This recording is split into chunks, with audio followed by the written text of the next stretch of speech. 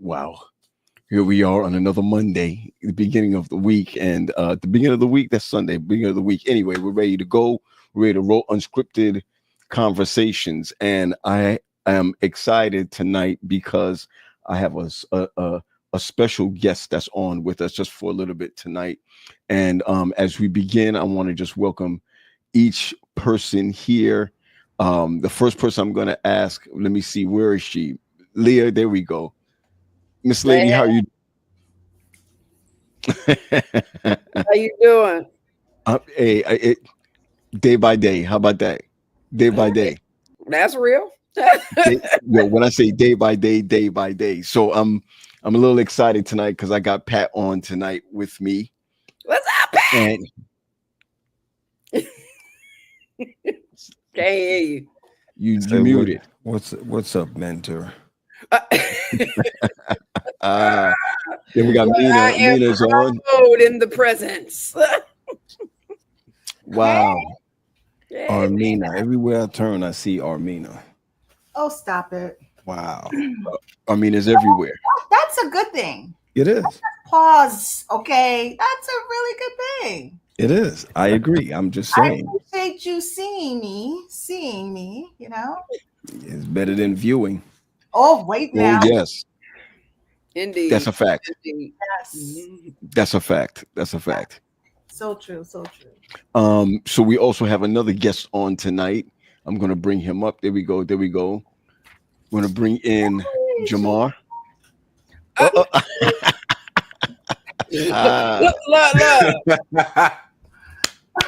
Good He's evening. not Good joking. evening. He's He's not camera ready. You caught me Look, putting my Rose. makeup on here. Uh-oh. The rosy Then- cheeks.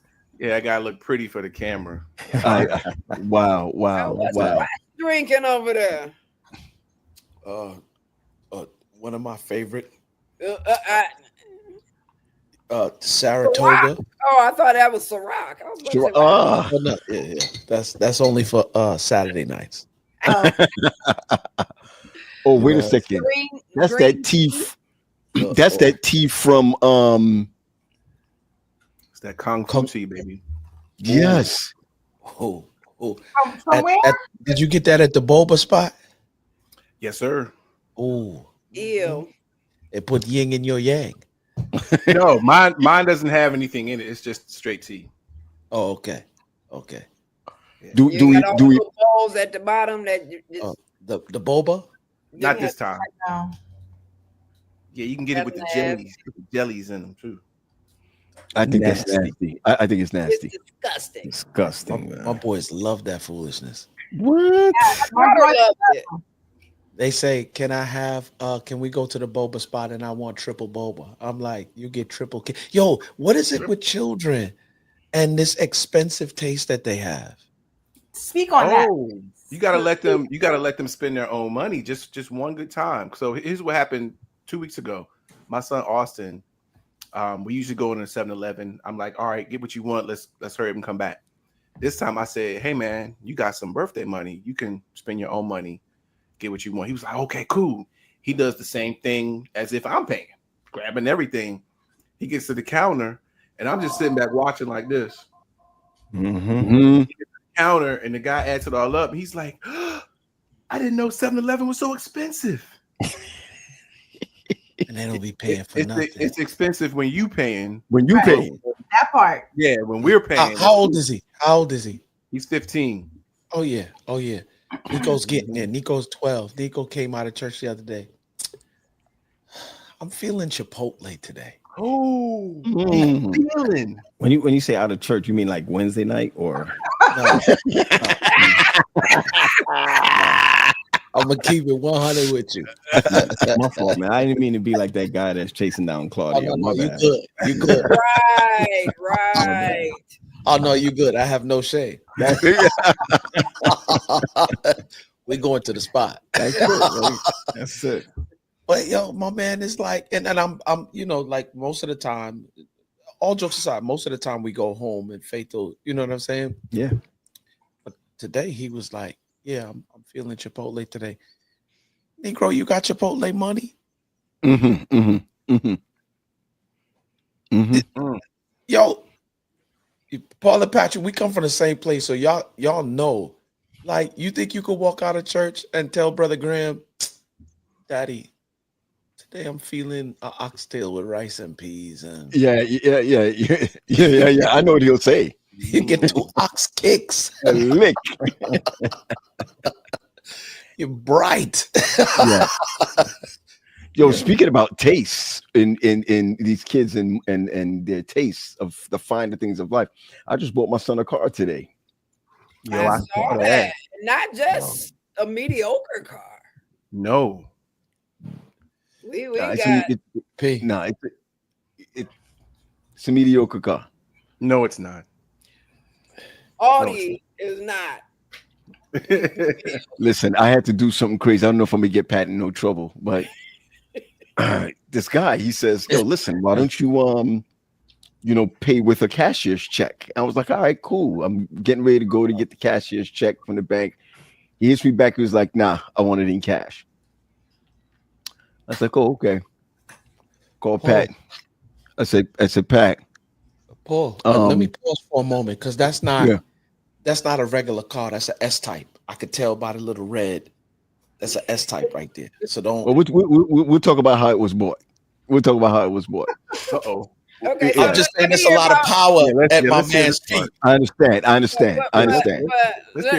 talk about Big Baller and the cash. Keep going. Oh no. Well, I called Pat and I was like, yo, Pat, this cat's talking about he want cash.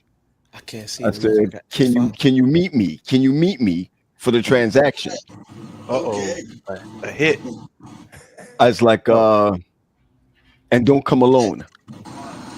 Listen, bro. Listen, it's not a big. Listen, I just happen to be an enthusiast, and I walk with my joint. They walk with theirs, so I walk with mine. There's no shame in my game. I know it's and maybe y'all need to do a show about that. But the confidence that I have with Negroes in my face is different. No, that's right. Look at Peary. Look at Peary. Peary's like, okay. No, I'm serious, because there's a lot of people. I know, Paul, what you're saying, but there's a lot of people who have a problem with those who carry. I carry because I for self-defense. That's why I carry. There's no doubt about it. It's not a sport for me. It's for self-defense. And if he had said, you know, I'm taking this money and the car, we'd have had a problem. Yeah, there would have been a New York problem. This one is straight Maryland, and I have no problem with it. I don't have no problem with it. Well, here's the funny thing: is when you know, Paul, it's strange. I know we talking about something else, but I was carrying, and one of our friends came. I was in the grocery store. I was at the store, and he came behind me. One of our friends, and he put me in a chokehold. And usually, when we put each other in a chokehold, like we playing, you let go right away. You know what I'm saying? You let go. Listen, 5 seconds is too long. So when he grabbed me at my neck and he was holding me, he was with another dude that I didn't know, and the other dude was smirking like, nah, man. So the lady who was across from me was kind of like, oh, what's going on here? So I just kind of just like, like what? Quick draw. Quick draw. McGraw. You had to pull out on somebody? Yeah. It's a friend, yo. I would have shot him. There's no doubt about it. I would have shot him. My fingers are itchy. Don't. Yeah, it was just way too long. I don't mind a 2-second hold and turn around and pat. Hey. And then if he's watching, which he might be, my man was like, yo, I thought you was from Brooklyn. His boy had to tell him, I think he is. Yeah. Yeah. I ain't mad at you. Nah, wow. Hey, I got Natalie carrying now. Yeah, Nina's always on my hip. I got you. She stay on my hip. Got you. I can't. It's good to know these things. Good to know these things. Why can't you? I can't, man. The early teachings of the church. Mercy. Wow. This is why I can't stand you, Leah. You are just so. You bring it up, Leah. Let me tell you something. This week I've been spending a lot of time in the book of Joshua. Mm-hmm. Joshua, and if Joshua lived in this day and time, he would definitely be a licensed carrier. Licensed? He may not even be licensed. I don't even know if he might even need a license. Because my man was like, what? God, you said what? Put him to the sword? Yeah. All time. You said what? Load up the clip? All time. Listen, why couldn't David build the temple? Why couldn't David build the temple? Because he was a carrier for too long. Dig that. Wow. See, I don't want that associated with the temple. You took out too many heads, bro. So you and your boys is gonna let your son build it. Well, listen, I remember that he couldn't be a part of that. Right. God said, nah, man, you put too many heads to bed, bro. Let your son do it. Right. Listen, I got 2 deacons in my church. They know. If anything happens, they running up in churches now. They not just going to run up in mine, period. Of course. Listen, I'd rather, if you want to go back to mental health, I was sick about 10 minutes after he did that. My stomach was sick. Yeah. It was mad sick because I knew flashbacks. Yeah, it's like if I had to do it, I know that I would have to live for the rest of my life knowing that I took out this cat, even if it was a real crime in session. Right. You have it for one reason. There's no other reason. You can't scare cats. You got to do it. So, I've prayed about it. I've prayed about, I've prayed about whether I should get rid of it. But if I put a baseball bat next to my bed, it's the same thing. That's my thing. Same thing. Okay. I never thought of it like that. I never thought of it like that. I don't never want to go nowhere with faith in my children. And something can't pop off. Yep. And I know that I could have done something and I didn't do nothing. I would have to walk around with that same, you know what I'm saying? Like, I don't play. Like I would pray for old boy's decision-making abilities. Whoever grabbed you. Like, Lord, I pray that he doesn't do that again. Yeah, he should learn not to do that, man. We're in a different world, man. Different environment. Different environment. But Pat, you felt sick? You felt like what? What did you feel like? Up. I was sick. I was, matter of fact, I was sick for almost 2 hours. I mean, when I say sick, I'm talking about like dizzy sick because like on a possibility of what could have happened. Yeah. It's like a mild panic attack based off of what the traumatic event you just experienced. That was a traumatic event because you're thinking about your safety and the safety of somebody else that you probably got to take out to protect yourself. Like all kinds of things are flashing through your head in this moment. You know what I mean? So putting somebody in a 5-second chokehold, like, come on, man. It was a long chokehold. I mean, you understand what I'm saying? It was long. If I came up behind you in Target, it was like, yo, give me your money. Let me go right away. So I can go and be like, oh, what's up, P? You know, whatever. So you don't got to feel District Heights. Right. Right. Leo, what were you saying, Leo? Go ahead, Leo. What you say? No, I was just talking about through, the lens trauma. Red lips. Red lips. I'm sorry. Listen here, stay focused, right? I'm staying focused. There's that lack of focus and concentration that happens a lot. But when you're looking at trauma, the reality is there is a fear or traumatic response or reaction that happens in real time, right? And it doesn't always happen because you have had a cognizant thought about what is about to occur. Sure. Your body just knows that, hey, this is an unsafe situation.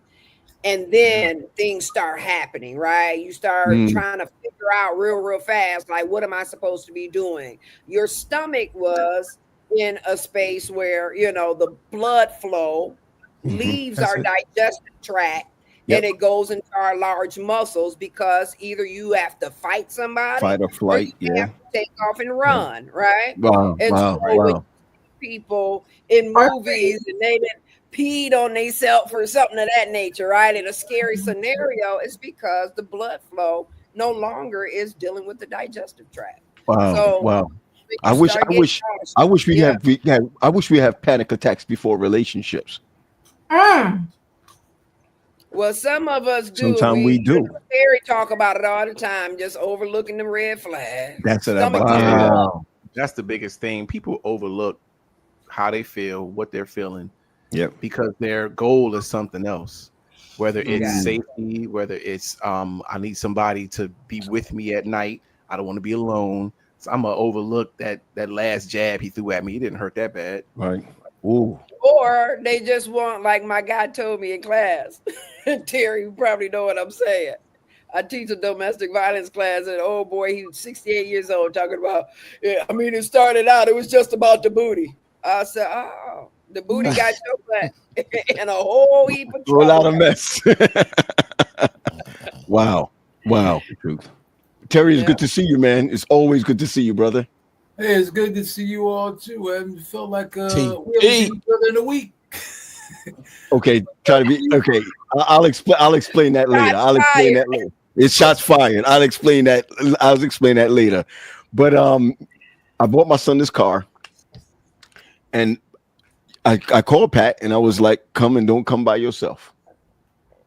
And that's the first time I could ever say, because Pat know I don't play, right? Pat come around with me, I'll be like, "Yo, I don't want that around me." But man, I'm talking about a certain amount of loot. This guy switched it up on me at the last minute, but the car that Pat came around in was his. What do you have? A Tahoe, Denali? What do you have? Yukon. Was it came around the corner? Can't even see through the front. Can't see through the sides. Can't do anything. And I said to my man, "Hey, how you getting home? Right? I want to know how you getting home if I'm selling you this car. You understand where I'm coming from?" He was like, "Oh, my brother's coming for me." I said, "Well, mine just pulled up." Just, wow. Straight. I want to know how you getting. If you don't got no way of getting home, I think your way of getting home was All right, that's all I got to say. So in light of all of that, man, I think that, and I'm going to share this as we go into mental health, especially for men. My I wanted my son to have a car that he can drive back and forth. And I said to him, I put it out there, I'm willing to put 4,500 on it. I'm willing to put 4,500 on it. Went and looked at cars, saw a Jetta stick, he liked it. Saw so-and-so, he liked it. Then he saw this car, it was for 10.5. And I was like, I'm not giving you 10.5. I'm not giving you, you know what I'm saying? I'm not doing it. The man comes down off of it. I'm just saying, the man comes off of it $1,000. My son says, hey, Dad, I got 1,000. Okay, so now we at 7,500. I mean, whatever. 85. We're at 75, right? We're at 75. 85. All right. 85. And then I said, I'm gonna put another 1,000 on it. Okay. And I said to him, let me tell you something, bro. You're gonna have to pay for the other 37 because I'm only putting in what I said I was gonna put in before. Man, I didn't even know he had money stashed. You know what I mean? I didn't know he had so he had. Wow. But this is what got me. I started checking out cars that year, that so-and-so, whatever, and it was high. 15,000, so-and-so thousand, 18,000 for a 10-year-old car. I said, come on. So what kind of car is this? So I went and I drove and I brought it back and I said, listen, bro, I'm going to teach you some responsibility with this car. And so it wasn't an expensive car, but it's an expensive car. It wasn't expensive for me, but it was an expensive car. And I'm going to share this with y'all. Part of me felt like, am I spoiling him?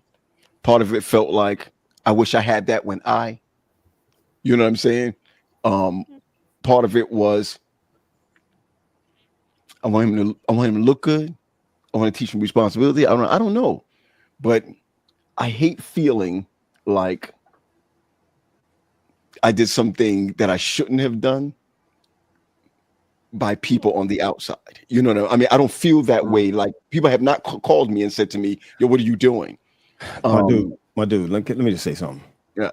If you bought him a piece of junk, people will complain.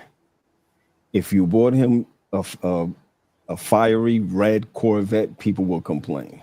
If you bought him a mediocre, kind of kick him up, kill him, people will complain. It ain't about anybody else. It's all about what you wanted to get. If you want to have your own regrets, you're going to have your own regrets. You have your own this, that, and the other. But the day that you start thinking about what somebody else feels, and I'm not putting you on the spot like that, Paul, because I know how it is when, I bought my 3 kids cars. And because it's in my name, if they miss a payment, I got to pay for it to make sure that things are all right. Do I got some regrets with that? Yes, I have regrets with that, but ain't nobody out there giving me the money to give them to pay for, right? Even if it was my mistake or not. So really, truly, it doesn't even matter what anybody else think. You did it. Stick with that and get off the gram. We have this people think sins are just women and all that type of stuff. That's not, we have this problem with approval addiction. Yeah. And don't worry about what anybody else thinks. It doesn't even matter. So take that approval addiction stuff and just throw it out the window. So gentlemen, let me say this. I know you're with us, Leah, and what's her name is in the back. Mina's in the back. But my question is, do you think that a lot of men deal with a lot of I would say fallback or pushback, and maybe that's why we are the way we are? And can we talk a little bit about why we are the way we are? Just throwing it out there, because just now when I just mentioned that, and Pat just said that to me, and Pee Wee, you said that to me, I gotta be the kind of guy that says I did what I did and I do what I do. You understand where I'm coming from? But there's a lot of times we as men, we feel inferior, or we feel like we shouldn't have, or we feel like we put ourselves in a box. Do you think that we're harder on ourselves? I'm going to go with Pee Wee. Pee Wee, do you think we're harder on ourselves as men, and it causes a lot of mental distress for us? Your thoughts, and then I want to hear from you, Terry. Absolutely. When we look at the world that we live in now, especially now with social media being as big as it is, everything that we do really depends on optics. Yeah. How am I looking? Who's looking at me? What are they thinking about me? And I'm gonna give you an example. Facebook, for example. Let's say you make a post about something. Any one of you make a post about something, and it doesn't get but maybe 3 likes, right? We equate the likes to love and acceptance, appreciation, all of that. And if it didn't get enough of that, I've seen people go, "Oh, I'm gonna take that down. It didn't get enough likes, Yeah. love." Grown people, by the way, not just teens. Grown people, men and women are doing this, and they're basing everything on a like. They're basing their value on a like. And we do this in real life as men. And I had a client today. This person was talking about her illness. And when she was saying she got tired of talking about her illness and sharing it because she wasn't having a good day, she was like, I just started to be quiet because I didn't want people to feel bad for me. And I didn't want to have to keep sharing it. You know, I felt bad because I'm not myself anymore. And I said, well, that's not what Jesus did. I said, when Jesus was struggling and depressed and burdened down, he went to his boys and said, hey, man, look, I'm not good. Can somebody stay up with me and pray with me? Just stay up. Yeah. I'm not doing well. Jesus said that. Our perfect example said, I'm not well. So when we as men talk about, oh, I'm going to keep my stuff in, I'm going to keep it to myself, I'm not going to tell anybody about my problems, my insecurities, my fears, you're not even following what Jesus did. Is Jesus weak for going to his boys and saying, yo, man, I need help. I need somebody to stay up with me. I'm not used to this human stuff. You know where I came from? I put on this for y'all. So, Joe, help me out. How you deal with this? Stay up and pray with me. But they couldn't even do it. Yeah, I got you. Got you. Terry, what's your thoughts, man? Good word. So let me say this, 2 things. Okay. Number 1, I don't do anything based on what other people gonna think, say, or whatever. I do what I want to do. I got you. Somebody may say, "Damn," like the guys in my class always say, "Dang, Dr. Parks, you got stock in polo? Do you want to know why I wear polo all the time? Here's the secret. Because when I was super big, he was the only one that made classic clothes that I could fit in. Wow. I wasn't gonna wear the hip hop LRG and all. I wasn't gonna wear all of that kind of stuff. And so he was the only one that was making big and tall. I'm glad you didn't get that cross color. Go ahead. That's I wasn't going back there. Some of y'all did that. Some of y'all did that Oakwood. But let me just say this.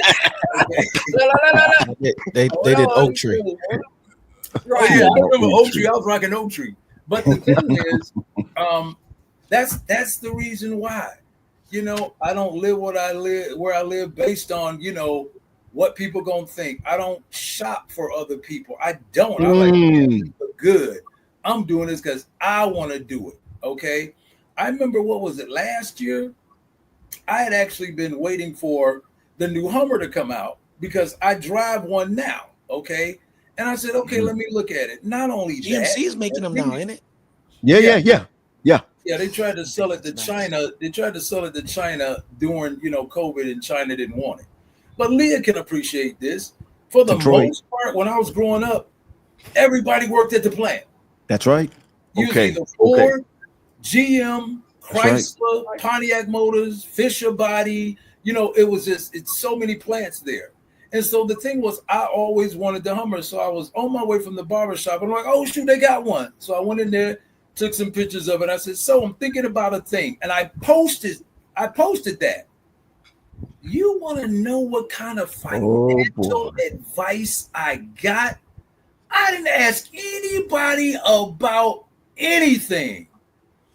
And I started to say, I've never asked anybody for a dime. I ain't never put a GoFundMe account up when I had 3-4 funerals within a year.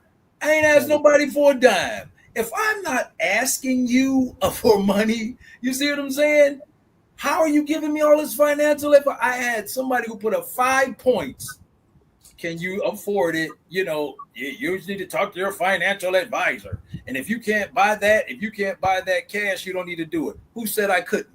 Okay. Right. Who said I couldn't? Have you done this? And I just went down the list, said, check, I can do that. I can do that. I can do that. I was like, oh, look at that. I checked all the boxes. I guess I can get it.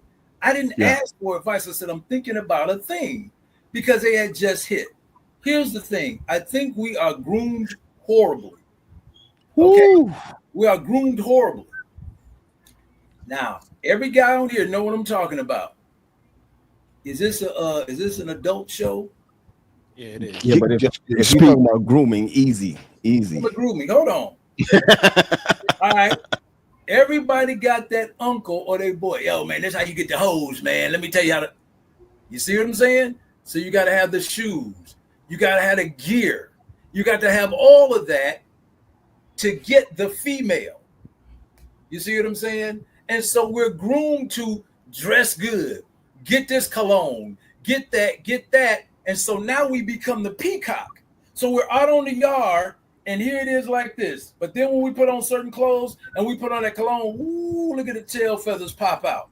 Now you walking around the yard. Yo, when they see me, they gonna say, it even gets done in what?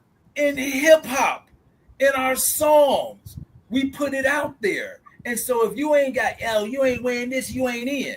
And so that becomes our reality. That becomes our reality. Girls get groomed. Yeah, girl, you got to wear your hair like this. You got to have on the new Cazals. You got to have this on, that on. You got to wear that. And so we are that culture that lives and breathes doing it for the masses. When we do it for the masses, we fail. Yep. Well, I got you, Pat. If I ask Terry, you this question, you said that. Oh, sorry, go ahead. No, I was saying when he said that, I heard. Oh, when you said what you said, I heard in my ear. I turned like doorknobs, heartthrob never, black and ugly as ever. Like however, I stay ever. Gucci down to my side. Rings and wax bills. That as soon as you said it, I was like, yo, it's funny. It's in every dynamic. If you come from the inner city, it's in every dynamic as a male that you operate. Every cutie with a booty, what a coochie. Now who's the real? You know what I'm saying? Yeah.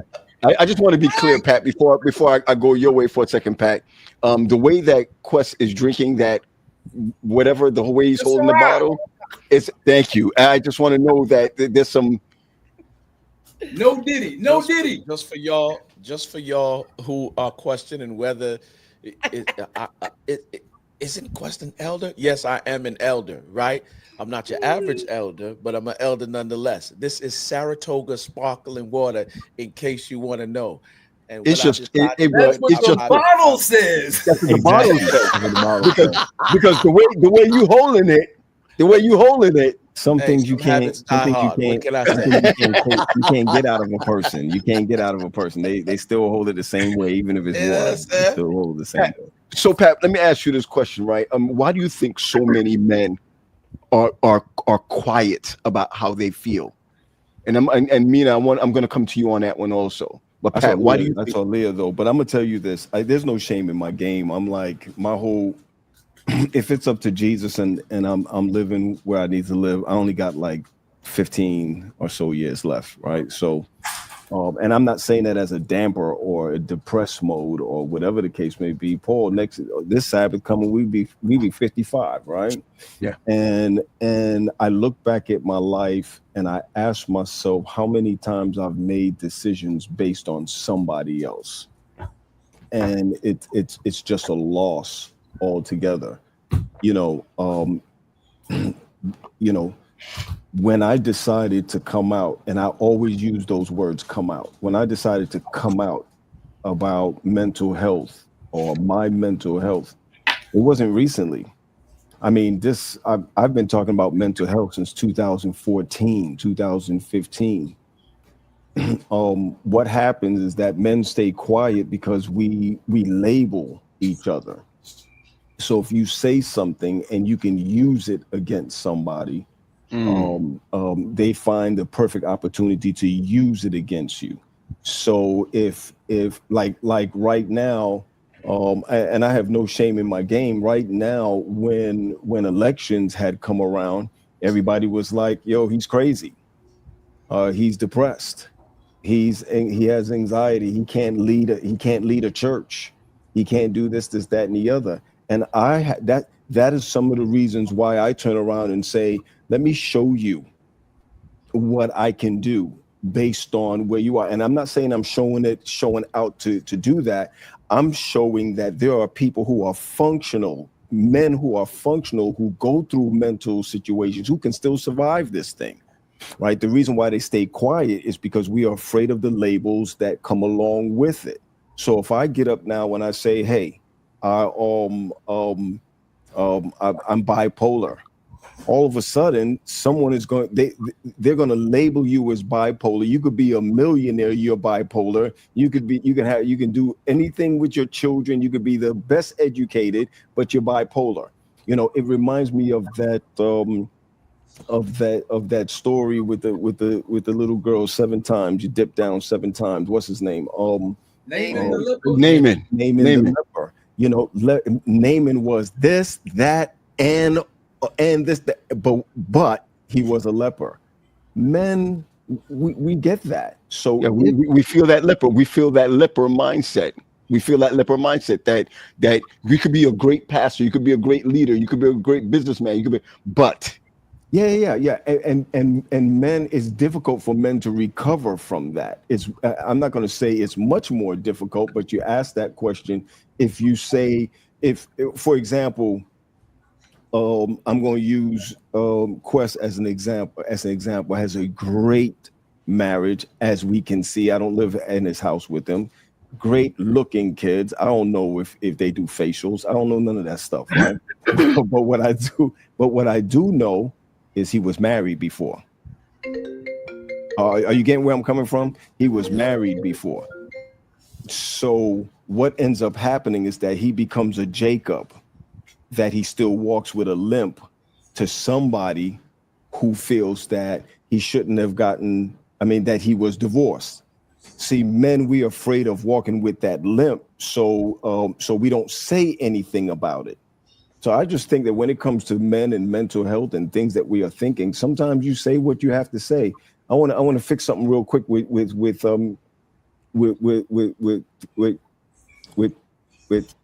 P. Listen, I put up stuff on Facebook.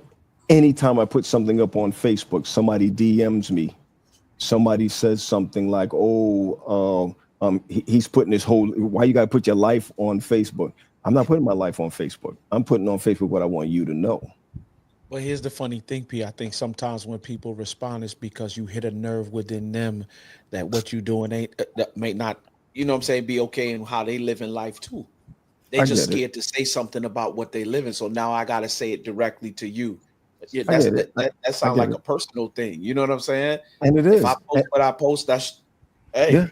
Yeah. And I'm learning to unfriend people. You know what I'm saying? I say what I want to say. So if I say something about Donald Trump and this dude jumps on and he's talking all this mess, I don't care how great he sings.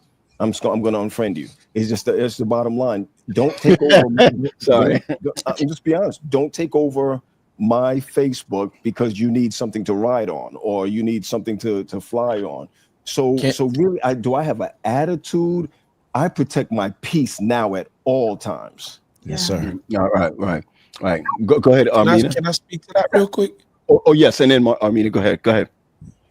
Because if y'all haven't read the book by Dr. Darius Daniels called Relationship Intelligence, I think it is one of the most magnificent layouts, right? Because to your point, P, where you say, yo, I might just unfriend you or whatever. Truth be told, sometimes some people shouldn't be friends anyway. And the way that my man lays it out is that we throw around the word friend too loosely. It's true. Right? So friends are people that'll push you towards your purpose, that don't judge you. Sure. That love you even in your challenging moments or your moments that, like, regardless, those are your friends. Then you have people who are associates, advisors, or assignments. And when I sat down and talked with my therapist about it, she was like, or nothing at all. And that's okay too. That's right. You know what I'm saying? So when I post something, if you have, if you're going to put a response to it on social media for everybody else to see where you putting me on Front Street for my thoughts or my feelings, that's a clear indication of somebody who probably don't need to be in my life at this season of my life, either until you grow, and if you don't have to be nothing to me at all. Sure. You know what I'm saying? Sure. So I think one of the things that we have to do as men too is define and put people in their proper places as far as those categories are concerned, because a lot of the times where somebody is an associate or an assignment and you put them in the friend position, you put expectations on them to be a particular thing, and then when they don't meet your expectations, you frustrated, you bent out of shape, you all of these different things. Sure. And then now I got to blame me because my problem was I put you in the friend position when you should have been just that, an associate. Just because I share time and space with you don't mean I got to do life with you. Wow. Mina, please go ahead, please. Armina, come easy, okay? Because we're friends, so come easy. And by the time, and by that, I'm saying Armina just blew up like in the past 6 months or so. She used to call, we used to text each other, how you doing, and things. But as soon as she blew up, she don't know nobody no more. But that's okay. I'm protecting my peace. Quest, can you tell us those categories of people again? Friend, associate, advisor, or assignment. Assignment, or nothing at all, So since Pat, you want to call me out, you were an assignment in my life at one point in time. My God. Like, no.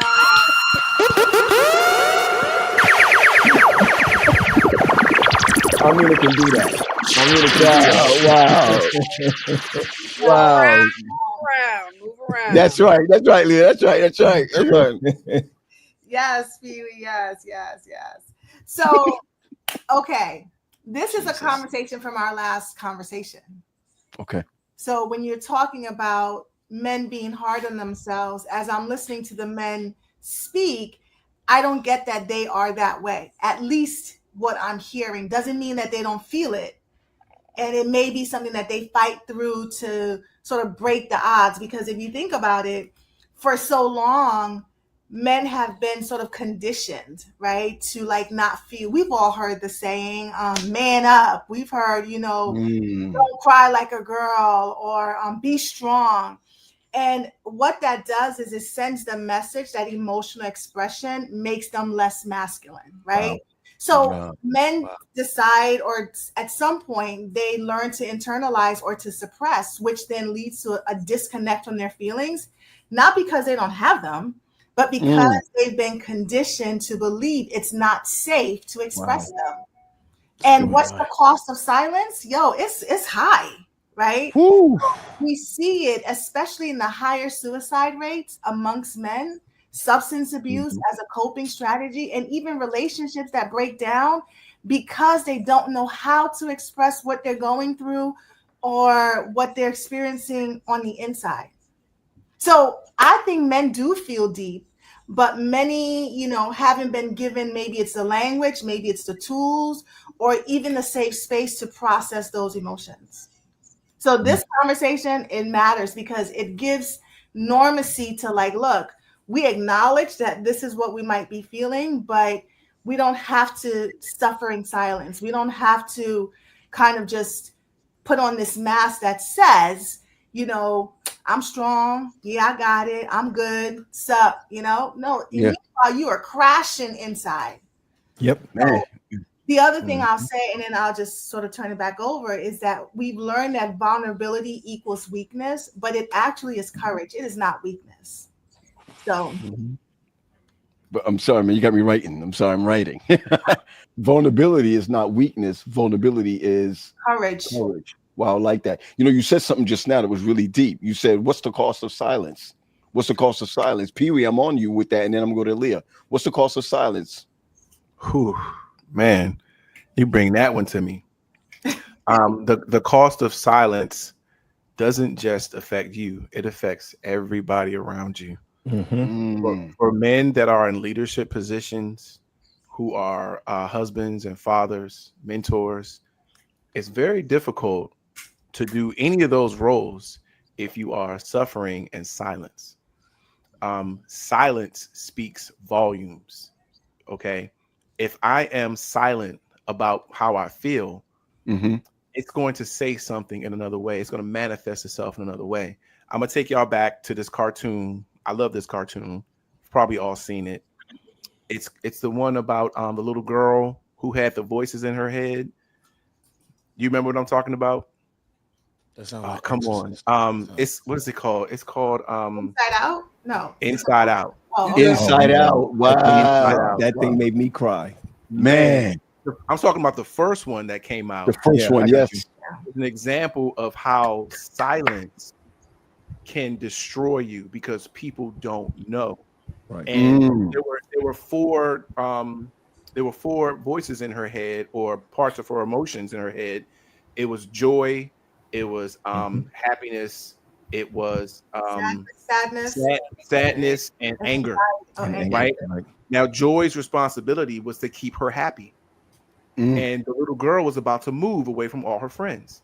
And whenever sadness tried to show her feelings, Joy would push her away, say, no, we want to keep her happy. So the little girl is suffering. She doesn't want to move. She doesn't know how to tell her parents. And she's just acting happy all the time. Once Joy discovered that this little girl needs to express her sadness, that's when her world changed. You know, then her parents started to see, oh my goodness, she's actually sad. We've been thinking she's been okay this whole time. And I equate that to what happens to a male lion once he's no longer in the pride. Who knows what happens to an old male lion? Have you thought about that? Like vanished. Yeah. What happens to them? The old male lion who's used to being the head of the pride, taking care of everybody, defending everybody, once he gets old, he has to get removed. The two young lions come in and they say, get out of here, Pop, you're taking over. What happened to the old male lion? No one knows.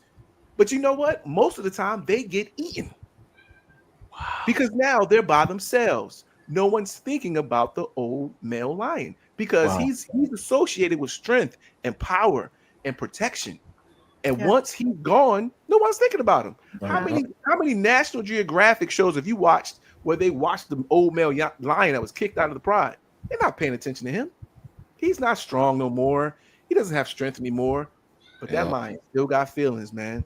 Okay. That lion still has a lot of stuff going on in him, but we don't care about that because he's associated with strength and power and protection. So when you raise a young boy who you're telling, don't cry, don't show your feelings, don't show your emotions, he's going to keep all that built up inside of him. And next thing you know, he's taking all of his aggression out on women, on crime, on drugs, and alcohol, because nobody told him, hey, man, it's okay. Come here, bro. Let me hug you.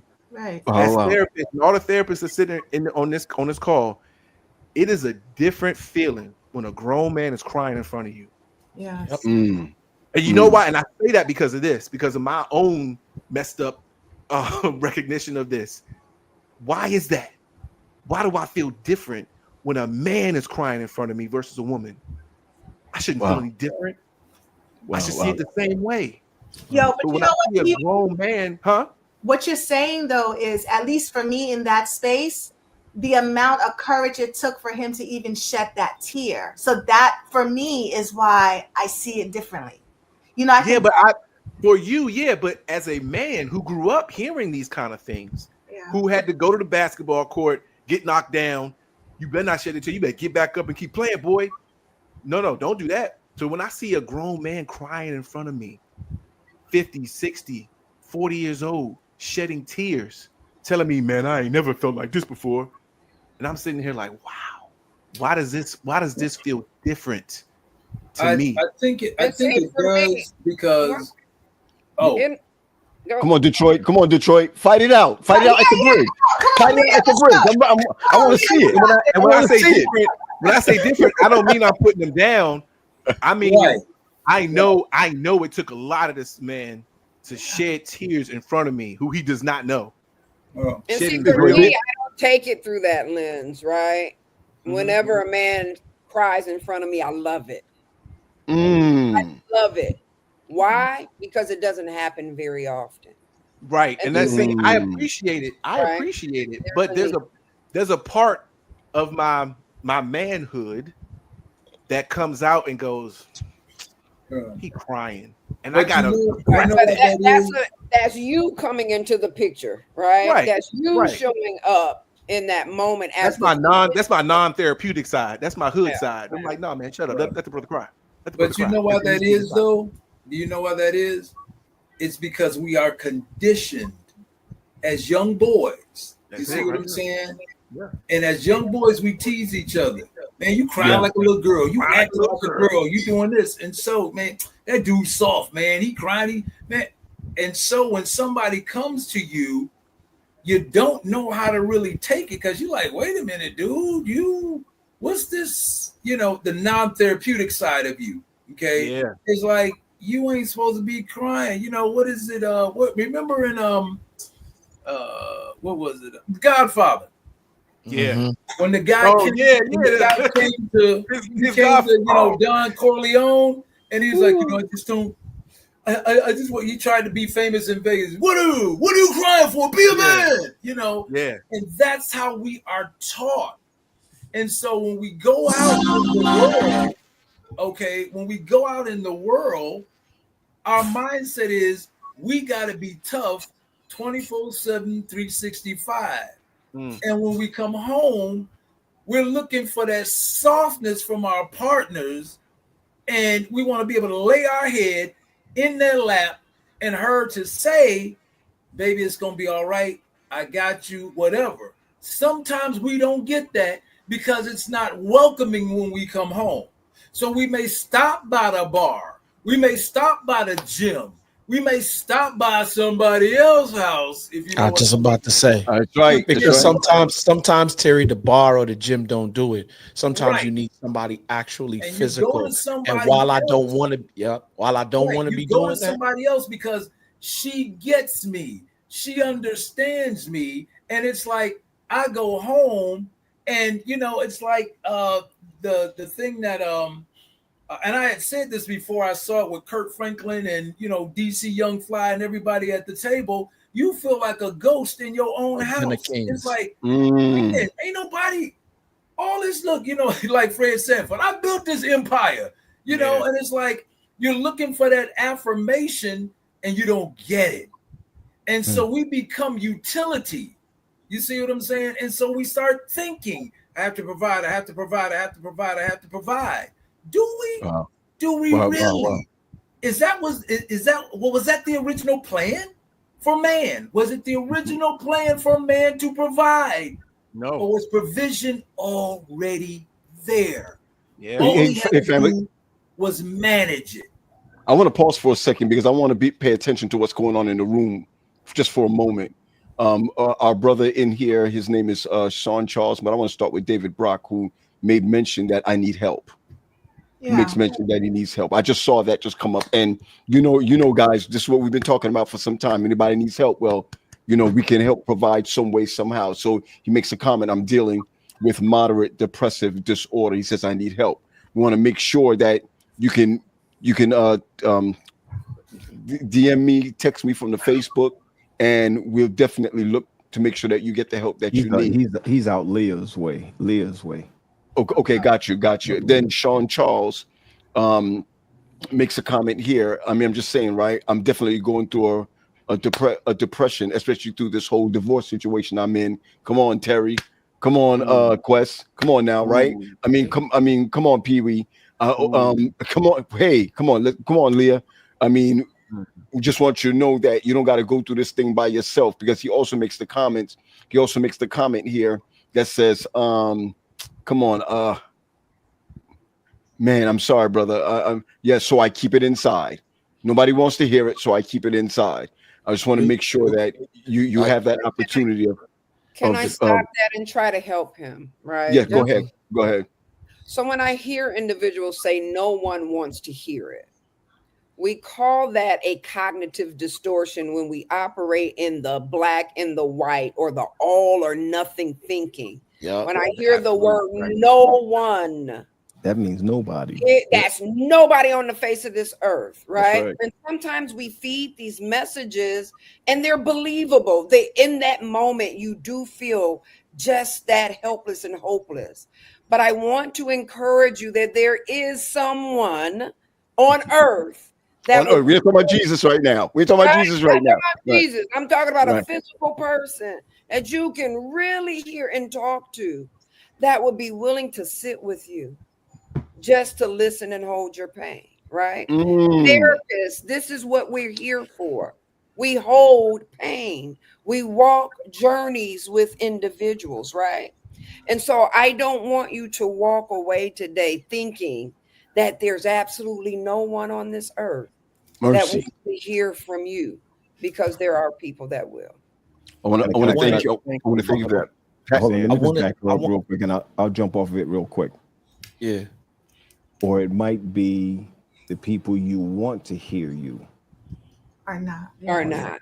Wow. Okay. Wow. So Wow. once again, ahead. Pete, this goes back to what's KRS's old song? We could kick a flow, I think, and something. All I really needed was a friend. Like, I had an experience very recently, right? So Faith and I are in the season where we are really just getting our house in order, from a finances perspective, legacy perspective, like generational wealth. We went and got our business trust, our family trust, and our living trust, right?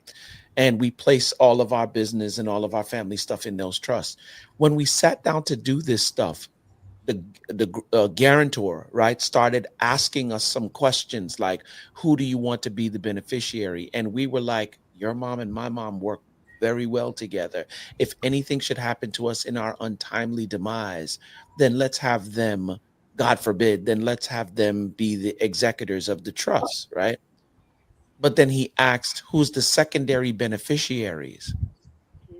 And we sat there for a moment like, who do we trust on that level? Wow. To carry out, if anything should happen to us and our parents die, like, who do we trust? And now we were forced to have some conversations. And I'm saying all of that to say that a lot of us are running through life and you think you got friends, but really what you have is an associate or you have an assignment and you're calling them friend. Sometimes you even have an advisor that you're calling friend. You don't have a friend, somebody that you trust with your life. Wow. Wow. Because here's the funny thing. Sometimes you got family members that you don't even trust like that. It's true. So now when it comes time for you to share something with somebody who means something to you, who don't judge you for feeling the way that you do, that you can be totally yourself. Now you got, I just hold it inside. Why? I hold it inside because there's nobody that I trust enough on a friend level to share it with. And I'm saying that some of us really need to examine or evaluate our relationships, because I think Pee Wee said it best. Christ is our ultimate example. And he had the 12, he had the 70, he had the 3, Peter, James, and John, and he had the others. He did life with Peter, James, and John, but he didn't do life with the rest of the disciples. Got you. Let's pause for a moment. Let's pause for a moment. Wait. Well, let's pause for a moment. Pee Wee got to run. Pee Wee, I want to thank you for just spending some, some time with us. And I know you're busy and you got to run. Even Pat said he was going to run before, but we got another half an hour. But I want to thank you. Me out of bed, yo. I keep telling Paul I go to bed at 9. Oh man. Thank you for having me. I just want to say one quick thing to the gentleman and surrounding divorce. Divorce can be very manipulative because it will have you thinking that you are the only person to ever go through a divorce. Yes. You are the only person that is experiencing this kind of pain ever, and you're just so awful. And how can you come to this? You're a godly person. How could this happen to you? You're a failure. It can have all those things going on. But I want to tell you right now that is a lie. Divorce sometimes can be a blessing. I would not hear this part very carefully. I would not be married to my wife right now if I hadn't divorced her in 2011. I'm going to say that again. I would not be with my wife right now if I hadn't divorced her in 2011. Jesus. That is a real word, because we had to go through something And of course, it felt like all eyes were on us at that time. It felt was. like everybody, and this is something that Paul Graham said to me. He was like, look, man, sometimes people are gonna come to you and ask you how you doing just so they can know, not because they really care. And that stuck with me. You probably don't even remember saying that to me. That stuck with me. Okay. And I was like, wow, he's right. There are people who just want to know what's going on. Oh, you're not together? Oh, wow. Like, wait, what? I thought these are godly people talking here. No. Talk to the people. Talk to the people. And thank you. Talk to the people who care about you. It's not going to be a big group. It's going to be a small group. It's going to be a couple of people who can understand your pain. It's going to be one or two people who can be there with you, to stay up with you at night and cry with you. Those are the people that you lean on. And please know this. You are not a bad person because you go through divorce. You are not cast out from God's kingdom because you go through a divorce. Please believe that. You probably make it to the kingdom quicker. And wait, before you go ahead, Terry, before you go ahead, somebody just wanted to know what's the name of that book. They text me, they want to know the name of that book, and then I'm going to hear from you, Terry. And then Pat, I got a question for you. Go ahead. Gary, go to sleep. Quest, they want to know what the... I'm sorry. Quest, they want to know... I'm intelligence. All right, bye. All right, take care, Pee Wee. Take it easy. Thank you again. It's called Relationship Intelligence. It's written by Dr. Darius Daniels. Yeah, he's a pastor as well. If you know about my man, he's official. Mm-hmm. Got you, Terry. Please. So something Pee Wee was saying, and I realized this even before my divorce. I realized this. Church folks are nosy. Wow. Wow. And what you find is nobody really wants to help, but they all want to know what's going on. But is it just church folk? Well, no. Okay, so and I'm gonna get no. Okay, so I'm gonna get to that in a minute. But most people inside and outside the church, are you all right? You doing okay? They don't really want to know if you all right and you okay. They want you to share the story. Right. You see what I'm saying? Because they know once you start asking as therapists the probing questions. You know what I'm saying? What happens? You start spilling your guts. And girl, so did he cheat? Did you cheat? You start asking questions like that. So they're really not there to help. And so it was something Quest was saying, earlier, those three characteristics, but there was something that somebody shared with me. Actually, it was from TD Jakes. You see what I'm saying? And TD Jakes said you either got a confidant, a constituent, or a comrade. You see what I'm saying? And so y'all dropping these. The confidant, like I keep saying confident. The confidant. Your confidant. That's someone who is for you regardless. They are in your corner, no matter what. That's my confidant. Then you have the constituent, somebody who is what you are for, okay, but they'll leave you if they find out somebody else can help them. And then you have the comrade, somebody who is against what you're against. They're not for you, but they're just against what you're against. Comrades in this. We gotta, it's like the mafia. We got a mutual enemy. You know what I'm saying? That type thing. And so what you find is you find those type of people who are walking amongst us. You got a confidant, you got a constituent, you got a comrade. I like that. You listen, man, that is the reason why that's wonderful, because when I hear some of these things, and as a man and listening to some of these things, I got to ask myself the question, who's in my circle? Who do I allow in my circle? Or who do I see, who is really in my circle? I'll say this, Leah, one time you and I were talking about something, and it was about Lonnie's friends. I'm just saying, it was about Lonnie's friends. We were on here. We were talking about Lonnie's friends. And it is like, there are some friends that Lonnie would have that you have identified as like, yo, that ain't your friend. I think we know what we're talking about. That's not your friend. And I think that when we have not just a spouse, but a good friend, a male friend that can also say to another male friend, be careful of that dude right there. You understand where I'm coming from? Be careful of that fella right there. I don't.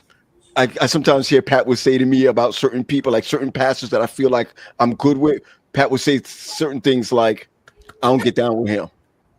I don't get down with him. You know what I'm saying? And I'd be like, yo, P, what's wrong? If he can do this to this person, then he can do it to me. There's something that I heard the other day, Pat. I want to hear your thoughts on this. There's a guy that made a comment the other day. I don't remember who his name is, but I saw him on social media, and he said, I don't do business with a man who cheats on his wife. Oh, yes, I saw that too. Okay, then before I ask Pat, well, I'm just asking, before I ask Pat, what's your thoughts on that, Mina, before I ask Pat on his mindset about that? I mean, the whole theme was because if he can cheat on his wife, someone that is the closest to him, then what makes me someone that he's going to be loyal to?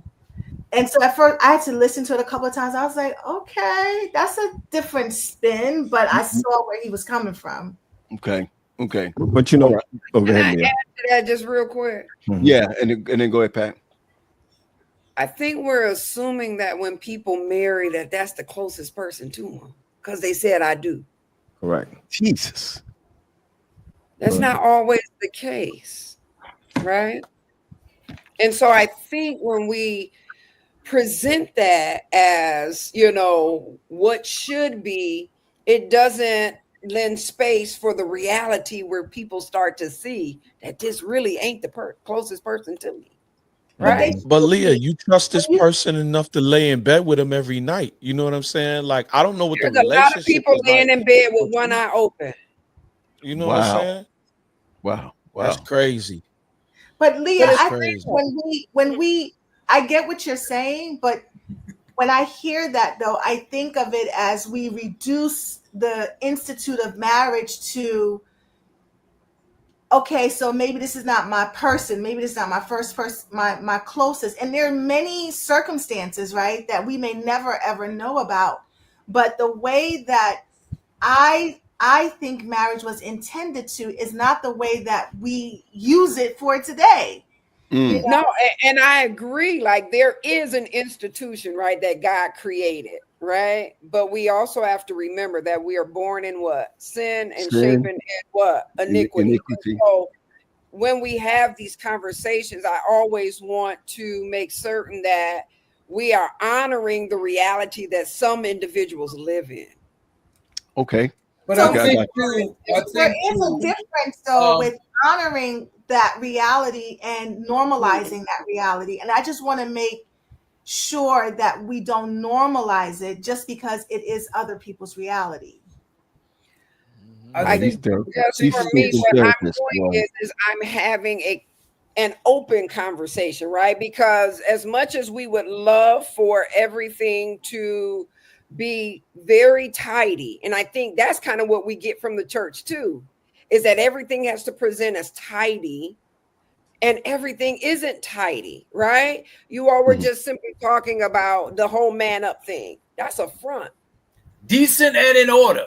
So let me say this. I think that I think I'm sorry, can I just respond? I think before you say that? Wait, hold on, Terry. Let her respond and then come back, Terry. Let her respond to that and then come back. So I think it's part of our role to help people that are willing and want the help to figure this out, right? Like if you're not happy in that space, if you're sleeping with one eye open, well, let's figure out what you need to do so you feel safe in the space. Because I agree with that wholeheartedly, Mina. I guess we didn't get to solutions. I just wanted to put it out there that there is a reality that there are individuals living in spaces that doesn't look right the part of marriage. And when we don't have those types of conversations, then where do I fit at in this, right?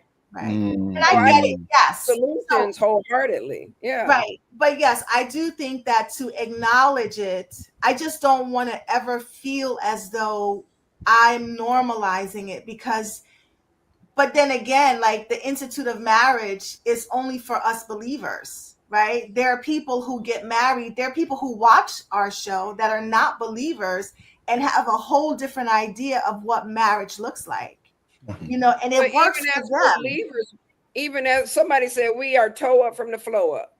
Even as believers, and I think this is the issue with the church. This is just me.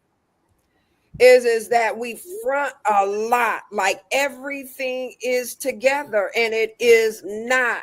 Our marriages are a mess. We It's walk not in just church. the church, is it, Leah?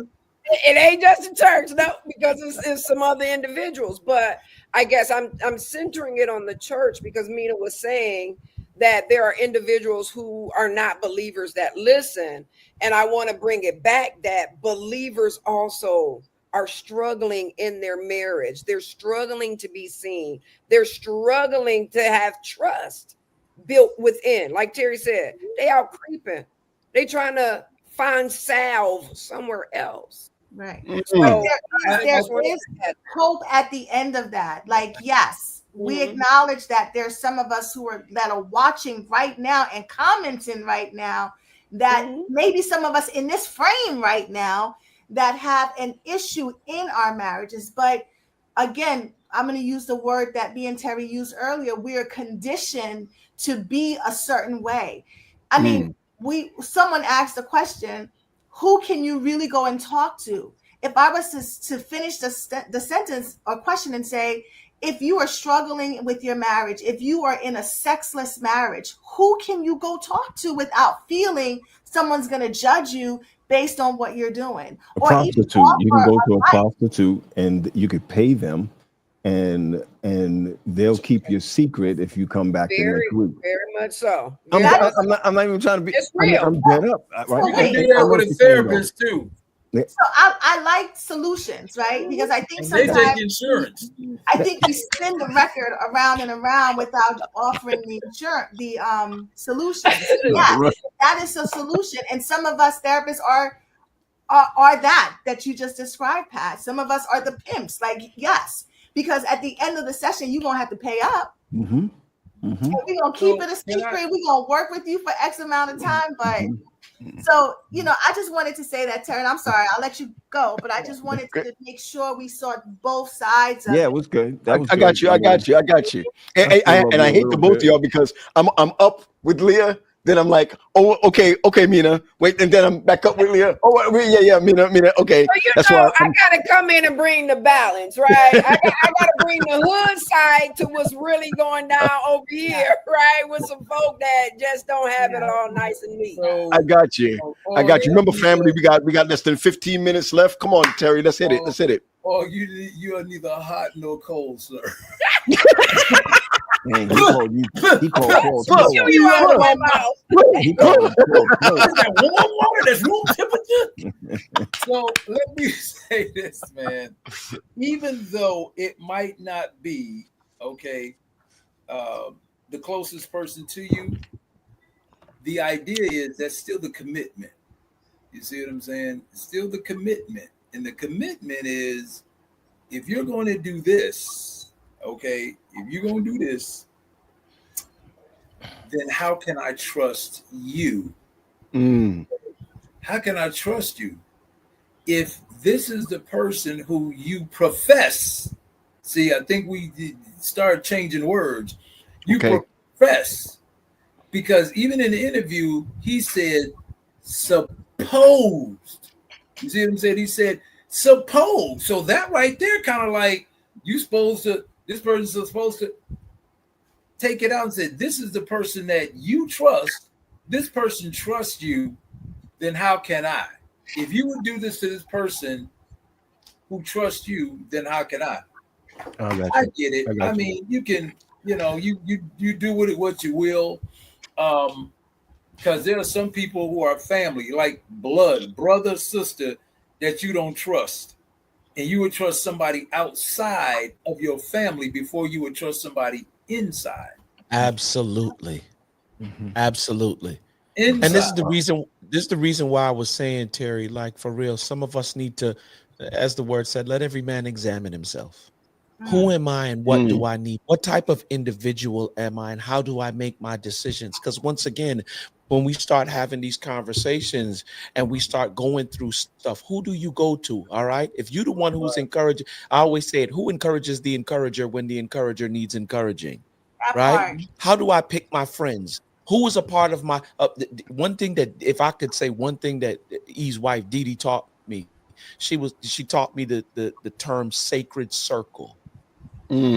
Do you even have a sacred circle? And who are the people in your sacred circle? And everybody don't just stroll into your sacred circle. We would have had to go through some stuff, and I would have had to have time to evaluate you as an individual to see if you are somebody who could even be put in the friend category of my life. Because you going through stuff, I'm going through stuff. And when I need somebody, I want you to be there. And when you need somebody, you best believe I'm going to be there. We would have had to go through some stuff together.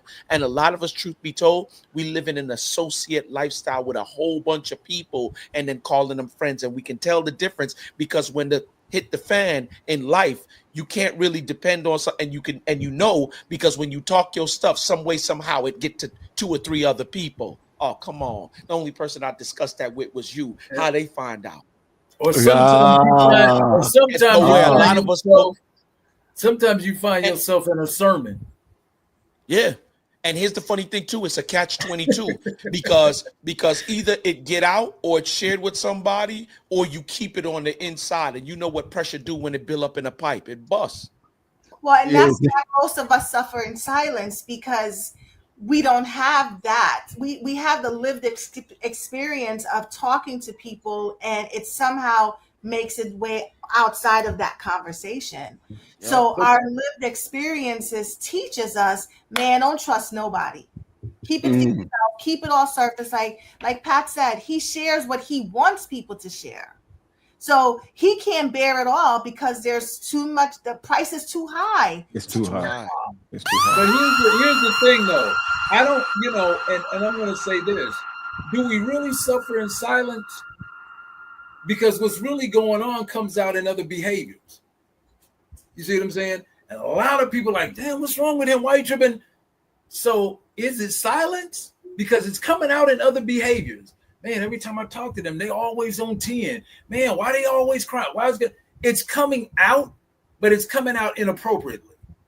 And so we're not sharing it because we know from past experiences, especially if you are a man, don't no man share his feelings. Don't no man talk about nothing, man. You got to be strong. You can't be over here talking this foolishness. Man, you sound weak.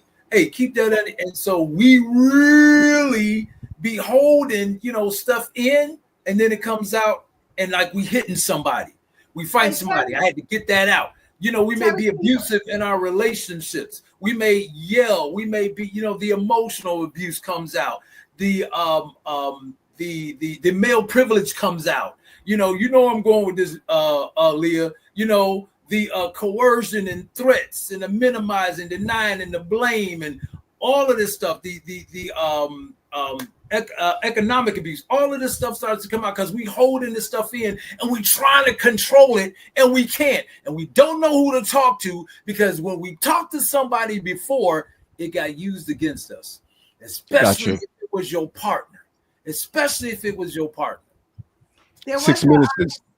Go ahead, Armina, and then we're gonna close it up. Go ahead. There was a saying or a phrase that was catchy. Things catch on and then they drop off, right? So when it was hot, it was hot. And it was asking people, what happened to you versus what's wrong with you. And I think if we can just start saying, man, what happened to you? It gives some kind of compassion, empathy, kind of like, I may not know the whole story, but what I'm seeing says that's, again, Terry, like not suffering in silence, right? What I'm seeing is that you have gone through some stuff that is coming out in ways that you probably never would have wanted it to. Yep. So can you just share with me, like, what happened to you? And sometimes that becomes. But that's a society. That's something we got to teach, Armina. You got to teach people that because everybody ain't a therapist. You know what I'm saying? Right, and that's what you're doing right now is putting it out there so people can hear it. And that's what we need to hear. How do we relate to each other? How do we look at, you know what I'm saying? How do we discuss? Go ahead. When I I'm talked sorry. earlier, I mentioned that we are not given the language. So that's the language, right? We're not given that kind of language because the first thing like, yo, what's wrong with you? You know, we'll say that. But another way of reframing the what's wrong with you is what happened to you. Yep. Right. I got it. I got it. I got it. Changes.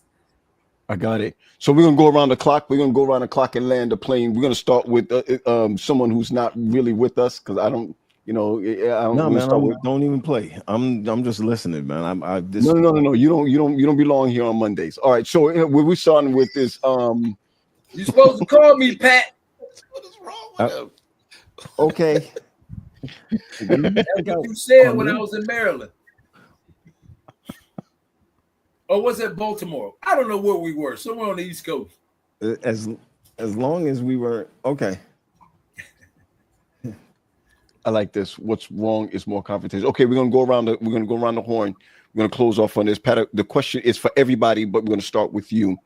What advice would you give to an individual, more likely a man, but an individual who is closed in and does not want to talk to anyone?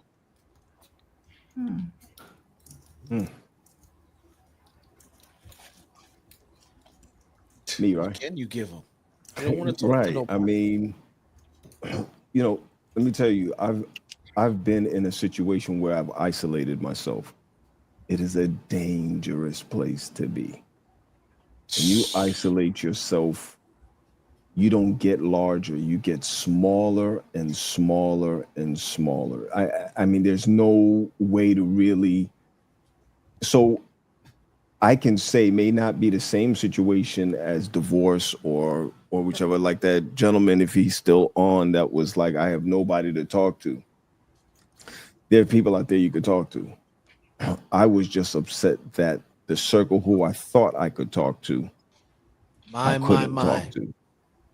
That is where it is. You can't talk to them. And so you can't go out there and find someone new to talk to. I have to be honest with you to say that, and I'm telling you, it's going to sound really super spiritual over the top, but it's not. It wasn't a church thing.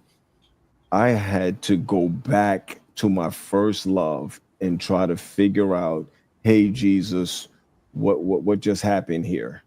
Can I talk to you for a second? And I could never wear his ears out. Never, right? And now I know it sounds super big or whatever, but even for those who are not Christians, you can make something bigger than what it is. You could make a thing bigger. You could make I know I'm gonna get crucified for this, but you can make an idol that you can talk to. He's not going to talk back, but I'm saying whatever you do, don't isolate yourself. Isolation is terrible. It's like one of the worst. It's almost like your eyes are open, but you're still blind. You can't see anything. You can't hear anything. Wow. It's a terrible place to be. So for me, get help. There's no shame in going to a therapist. You don't like that one, go to another one. You don't like that one, go to another one. You don't like that one, go to another one. Keep going to somebody who's at least going to sit down and listen to you, because that's where it is. I'm big on therapy, and that's the truth. I'm big on it. P, let me say this real quick too, because I want us to be very careful. The question that you asked is, what advice do you give to someone who don't want to talk to nobody and who don't, like, for real, you're going to bump your head, period. And then you're not going to find out that you want to talk to somebody after you bump your head. Either that or let's stop playing basehead games. There ain't no in between. You either want help or you don't want help. And if you don't want help, just keep doing what you're doing until. Wait, let me push back. Hold on one second. Let me push back. Right? Let me push back, because you're right, but let me push back. Sometimes we don't know how to get that help, right? You're talking about somebody here who had at that time have a master's degree, working on a doctorate, the whole nine, and found yourself in isolation for things that you would say can't be you. I can't believe that happened to you, right? You find yourself in an isolated situation. The truth is that you can't swim out of doo-doo until until you've. What I'm saying, the doo-doo smells good. It feels good. It's warm. You know, when you're crapped on, it's warm if you were cold. So the only thing I'm pushing back on is you can't find help because you don't know how to find help. And the majority of people who are around you, that's why these shows are good. Because if you can get to one person on this show who's not laughing or who's not carrying on and says, yo, you know what? I'm going to make a call. I'm going to call the number. Some of them don't even have the first direction of how to get there. So let me ask this, because this is important and we might need to do a part 2. I don't want to stretch this out, right? No, it's cool. It's cool. Did anybody see you in the condition that you were in and say, Pat, come holler at me for a minute. Let me holler at you. What's going on, Black? Like, it's some stuff going on, and I know this ain't you. Like, what can I assist? Let me at least make some phone calls to some people who might. Did anybody do that to you or for you? Sure. And I couldn't hear them. Yeah. I couldn't hear. Because, if you look and back that's the reason why. And that's the reason why I'm saying, like, if I can't hear you, either I'm gonna slide deeper into this thing and bump my head till I get to the point where I'm like, okay, I done gone too far. Something got to change. I'm gonna throw something at you, and we can talk about this after. We can talk about this after. No. I'm not saying that it is. No, if I did not take meds, I would not be able to hear. Yep. Gotcha. I'm throwing. So let me say what got you to the point where you made a decision to say, you know what, it's time for me to take these meds. When I looked up on my bed head, and I said, I'm gonna go get the belt. Yep, rock bottom. That's it. Rock bottom. I looked up at my bed head, and I said, yo, I'm gonna get this belt. I'm saying it because there's a combination of two things. Number one, when I'm going here, who can I call? Who is a friend that I can call? I'm not good. Like every day I'm in tears. Something ain't right. I need help. My best friend is Keith. My best friend is Keith Goodman. Yep. He's far away. He's not up the block. Yep. He's my best friend. He's up the block. If I had called him and said, yo, I don't know what I'm going to do, he would have been in his car and he would have come down. He would have come from Ohio and be right here. Do you understand what I'm saying? The point is that I did not want to talk to him because of the shame, because I'm always the strong one, or I seem like the strong one in the group. What is it going to look like if Pat had turned around and said A, B, and C? So when you look at the Ellen DeGeneres DJ, when you look at the one who made us laugh, Robin Williams, when you look at the best chef or the best chef story that you see going on, you know, we look good on we look good on TV, right? We look good on Facebook.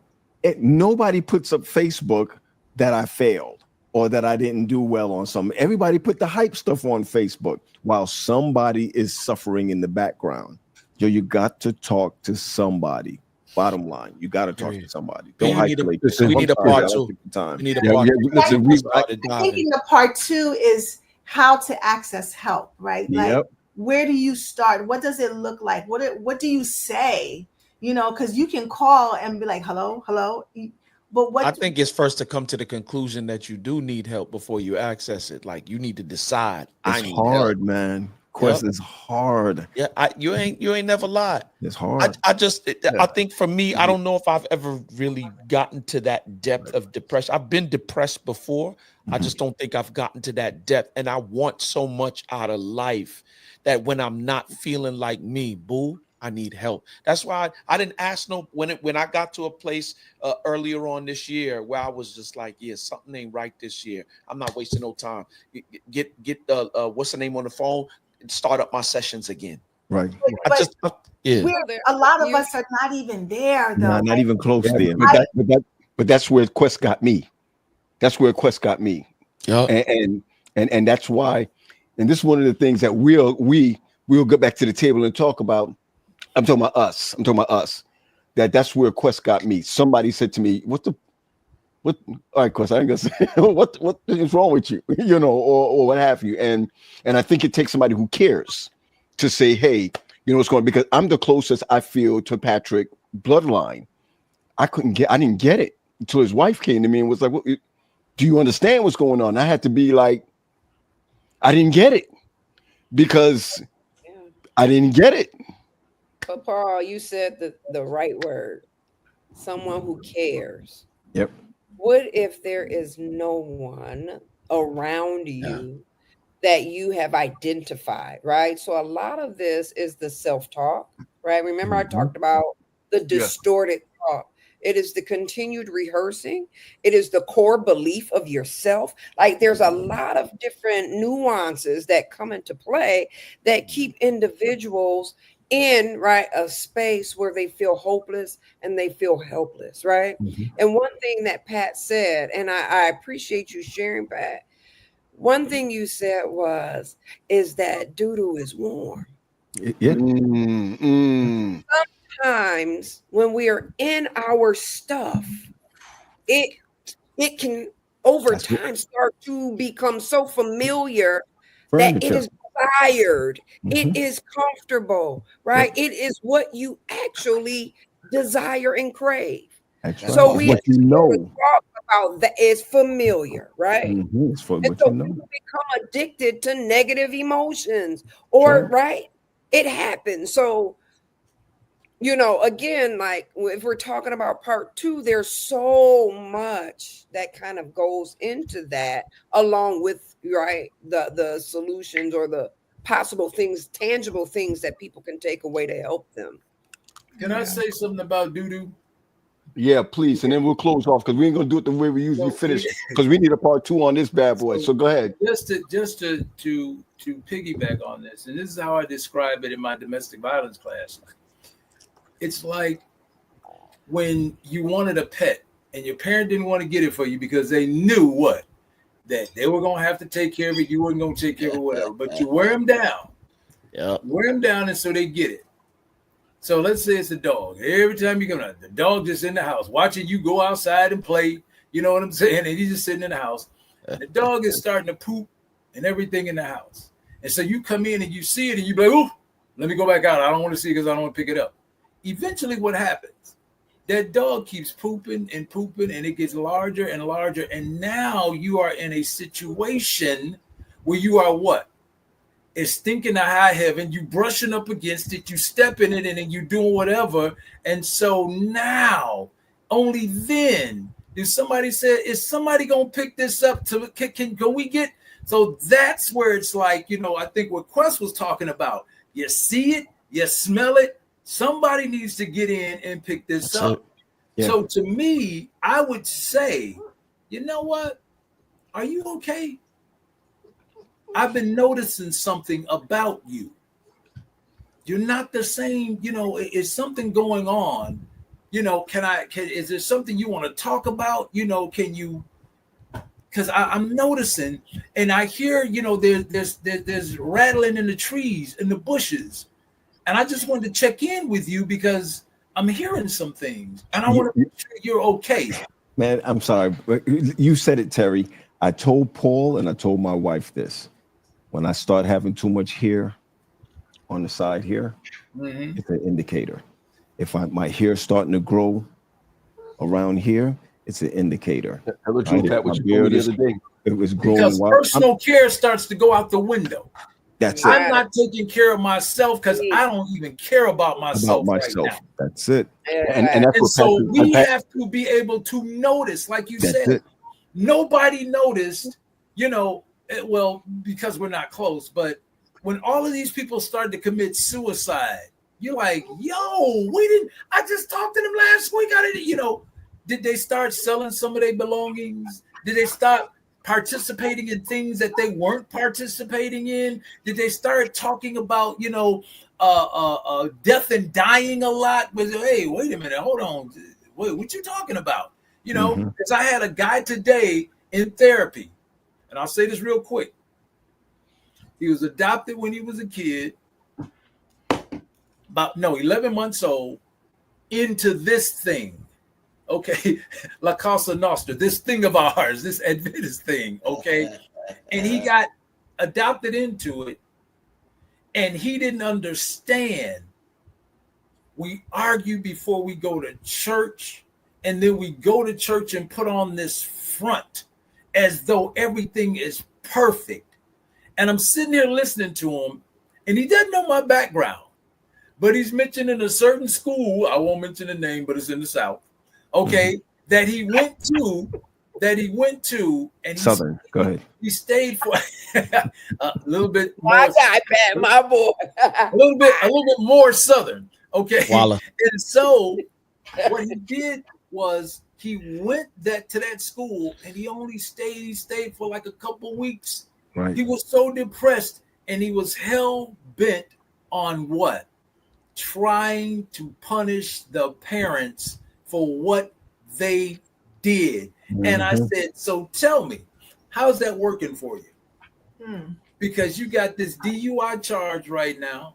You going to jail. You got all this other kind. What happens if you got to do time in jail? You can't blame your parents then. Yeah. Right. Because he didn't want to. He wanted to stop coming to therapy. And I said, well, we can end it right now. I said, however, and I started talking about some things, and he began to talk more and more and more. And, it's like, yeah, I think you probably need to talk with your parents if you want to end this. I don't think it's wise. But the point is I know he's hurting. And I said, and when are you going to stop making your parents pay for what they Pay for it? I said, they cannot help the template they were given. And he talks about the abuse and everything. And I said, if we think about this, let's do this real quickly. If we go back, he said his parents were, the dad was 70 something and mom was in her 50s. So that means that dad was born before what? The civil rights movement. So when you look at his dad, which would be his grandfather, he's closer to what? Probably 1920s. And then if you look at his great granddad, now we are what? Just out of what? Slavery. Right. So the abuse and the beating and all of that kind of stuff, they're right out of that, and it comes from that. And I said, this is what we call disorganized attachment. Disorganized. When the person who's supposed to be your safe haven is now viewed as a threat because they are either scared or doing scary things in the relationship. Well, listen, family. He was like, we need a part two. All right. And my daughter came and gave me my food and said we're supposed to be eating upstairs together. But I want to thank you. That's her words to me. I want to thank everybody for coming. You got those Worthington wings. It's Worthington wings. Oh boy, Paul got me up on this thing, and I don't worry. You go to sleep. Call me, Pat. Call me. Not tonight, but I will. I have a question. Not tonight, but you better call me. I will. I do have a question for the panelists before we go. Can we just do a quick check-in? This was a very heavy type of conversation tonight. It wasn't our usually hee ha ha, but can we just check in? Maybe just one word. Just where are you right now? How do you feel right now? You can use one word or sentence, not a paragraph nor a book. If you feel you need that, though, you have our numbers. Reach out, right? We're usually up after this. Not paying on me. It's not for the people that's watching. I'm talking to my brothers and my sisters right here. I'm not paying Armina anything. You're not getting no. You're not getting no dime. You're not take me off of your couch. You know what? I'm tired. That too, right? Yeah. Because it may have been thoughts that individuals, right, in the chat was also experiencing as well. Sure. So it'd be nice to have them to one tired. word in. Tired. And I won't even lie to y'all. Y'all already know. This is like my 50-something revision on my dissertation. I'm tired. I feel like telling this Individual. This individual, you could keep the PhD. I'm tired, man. I'm just super tired. I got my test coming up on Thursday. On, Pat. I want to welcome you into the fold, man. I'm taking this test, but it's okay. Let me tell you. Somebody said Patrick and me need to rectify their differences. When does it have to be in, Patrick? No. This is dissertation. You defended now. You keep getting sent back. You keep getting sent back. Yeah. Pete, let me tell you something. It's gonna be good. And if it gets sent back, it's because God wanted sent back for a particular reason. Oh, you put God in it. I was about to say I'm ready to drink right after it's done. No. Handle your handling. Yeah. And by this time next year, I'll be calling you Dr. You know what I'm saying, Graham. You know what I'm learning in this season? I'm learning not to stress over what I can't control. I feel like I'm on the couch with all y'all here. All right. It's Patrick. It's terrible, man. It's terrible. Yo, I'm not. No, you know what I'm saying? Like, I'm just telling you how I'm living life out right now. Yep, like, I got you. I can't. Just tired. If I allow this stuff, I'll be broke. Like, not with money, but emotionally and spiritually broke if I allow some of this stuff to get to me, man. I got you. Yeah. And I'm not pushing you to the side. Armina asked the question. I know. Armina, just tired. Just tired. I'm not tired of anybody, not tired of anything, just tired. You added a lot of value to our show tonight, and I truly appreciate Armina, stop it. Stop doing that to me. Take me off of your couch. You can call me later. Take me off of your couch. I don't want to be on your couch. Like Jojo said, there's too many therapists. Too many therapists. Armina just turned it on me. Wait a minute. Are there too many therapists or are there too many issues? Boom. Wow. Boom. See, y'all opening up cans again. Or is it a lot of different points of view, which is we why want to thank everyone for coming on tonight. Multiple therapists concurrently. One may take you down one path and another may take you another way. Yeah, so I mean, you need to come back to DC and hang out, bring your family, and your family used to hang out with my family, and we used to go places and whatever. But you just got too big for me. That's all. It's okay. It's all right. Listen, I'm never too big for you. You prayed to God for what you wanted. You got what you wanted, and you just leave the associates to the side. That's all. It's okay. Mercy. You were an assignment, Pat. You were an assignment. I've been silently watching you in the background, though. Let me just say, I see you. Family, for those who are watching on, share this with someone. We're so glad that you are with us. And always, our biggest thing is have the conversations. Be blessed, everyone. Be blessed.